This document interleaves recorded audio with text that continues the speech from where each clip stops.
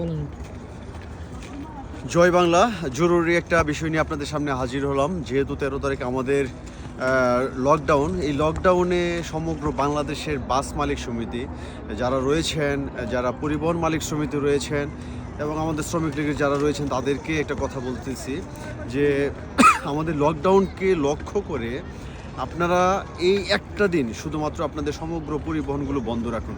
কারণ হচ্ছে আমাদের কাছে যে প্রাপ্ত তথ্য রয়েছে, এই তথ্য অনুসারে যে উপদেষ্টা কিশোর গ্যাং, এটা আসলে উপদেষ্টা না, আসিফ মাহমুদ সজীব ভুঁইয়ার যে কিশোর গ্যাংয়ে 7,000 অস্ত্রধারী রয়েছে, যাদেরকে সরকারি পৃষ্ঠপোষকতায় অস্ত্র চালানো শেখানো হয়েছে, তারা সমগ্র বিলাসবহুল বাসগুলোতে, পরিবহনগুলোতে আগুন ধরানোর একটা পরিকল্পনা ছক হাতে নিয়েছে।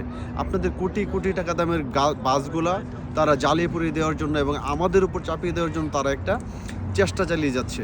এবং এই 13 তারিখ লক্ষ্য করে যে নাশকতার ছকগুলো তারা রয়েছে, বিভিন্ন শিল্প প্রতিষ্ঠানে আগুন দেওয়া, এটা ঢাকা মহানগরের দায়িত্ব দেওয়া হয়েছে।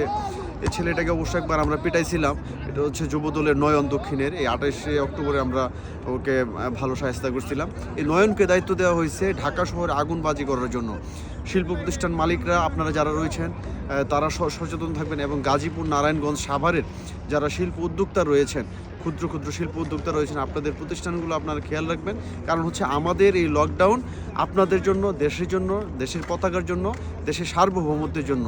সেই জন্য আমাদের শান্তিপূর্ণ লকডাউন সবাই সফল করুন এবং সবাই নিরাপদে থাকুন এবং যার যার নিজস্ব সম্পত্তি সুরক্ষিত রাখুন এই উপদেষ্টা ইউনুস ডি কস্টার হাত থেকে।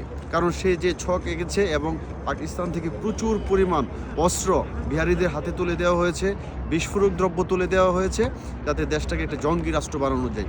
সেই জন্য সবাই এই একটা দিন অন্ততপক্ষে আপনারা সবাই সচেতন থাকুন, সবাই সুস্থ থাকুন, নিরাপদে থাকুন। জয় বাংলা, জয় বঙ্গবন্ধু।